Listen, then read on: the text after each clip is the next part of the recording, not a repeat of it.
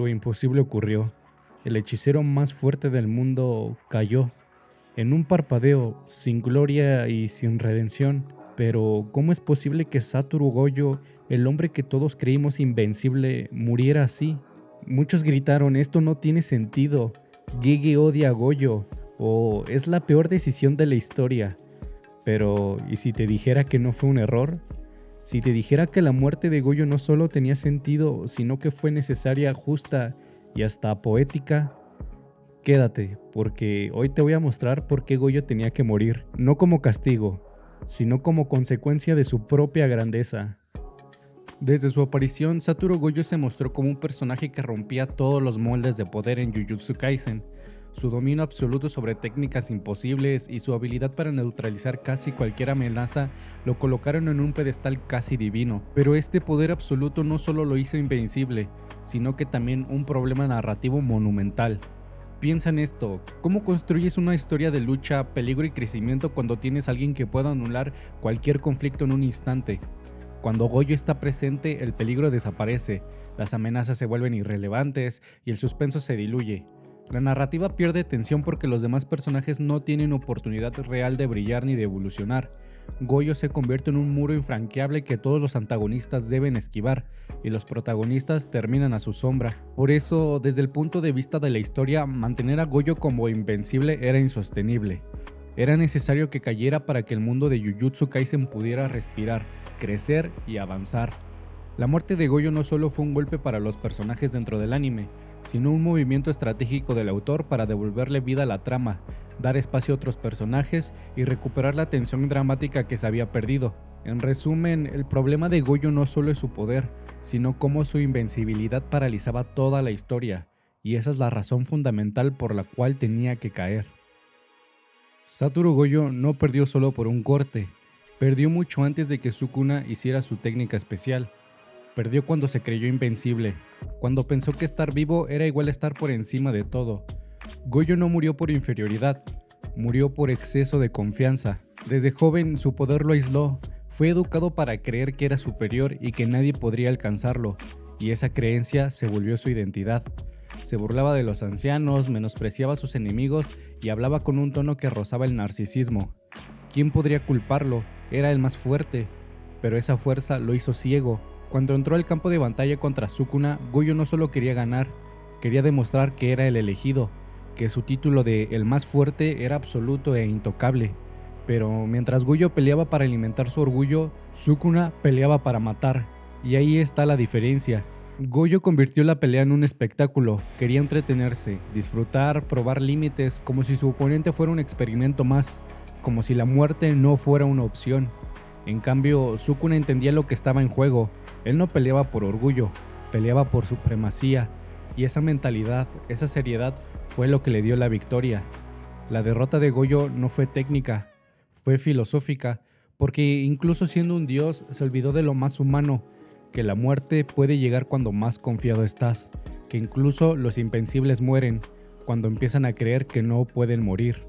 Mucha gente ve a Gojo como el mejor maestro de Jujutsu Kaisen, y cómo no, reclutó a Itadori, protegió a Megumi, entrenó a Yuta y hasta ayudó a Maki, y básicamente armó la nueva generación de hechiceros más rotos.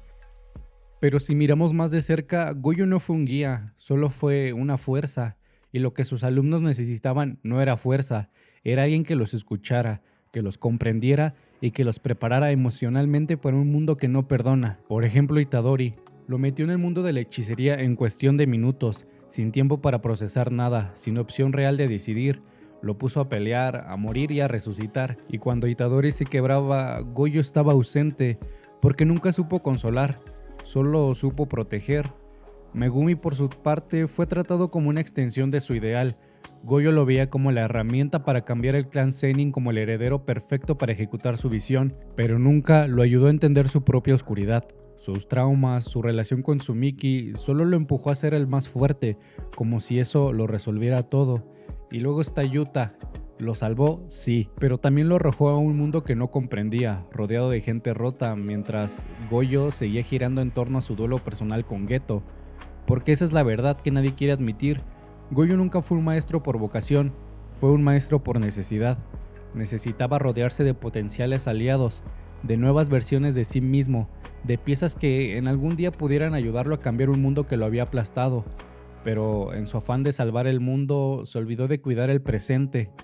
No enseñó a sus alumnos a vivir, solo los entrenó para pelear. No los preparó para perder, ni para estar solos, ni para ver morir a los que más aman, porque Gojo nunca lo aprendió tampoco. Y eso es el reflejo más triste de todos. El fandom de Jujutsu Kaisen explotó. ¿Así muere Gojo? Ni siquiera tuvo su momento épico. Gege lo odia y se nota. Pero la verdad es más dura que cualquier teoría.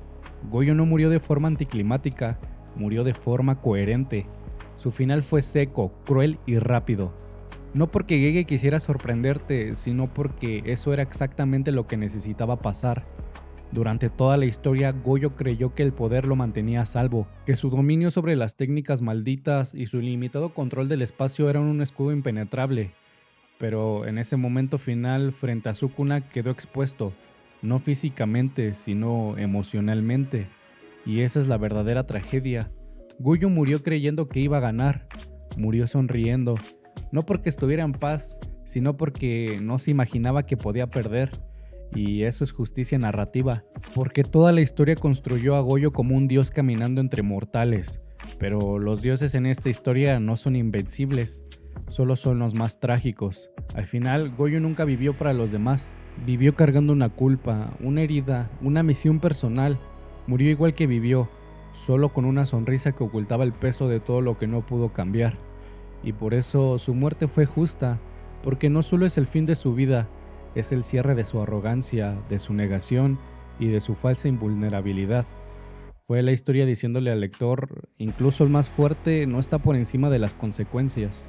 Gojo murió, el pilar del equilibrio colapsó y el hechicero más fuerte ya no está. ¿Y ahora qué? Ahora es cuando empieza lo verdaderamente importante, porque mientras Gojo vivía, los demás solo eran satélites girando a su alrededor.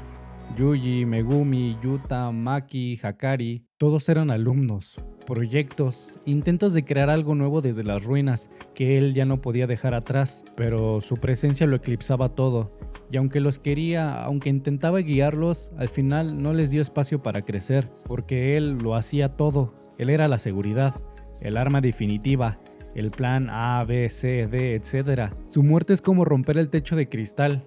Ya no hay nadie que los pueda proteger y por eso ahora deben tomar decisiones reales, levantarse sin red de seguridad, sufrir, perder, triunfar por sí mismos. Este es el verdadero legado de Gojo, no sus técnicas, no sus batallas, sino el eco de su ausencia, el impulso que su muerte deja para que otros finalmente puedan ocupar el lugar que él nunca se dio. Y si Gojo hubiera vivido, Yuta habría peleado con la misma rabia, Yuji habría aceptado su destino con el mismo coraje, ¿Maki se habría liberado de sus cadenas familiares? Tal vez no, porque a veces el cambio no viene con el ejemplo, viene con la pérdida.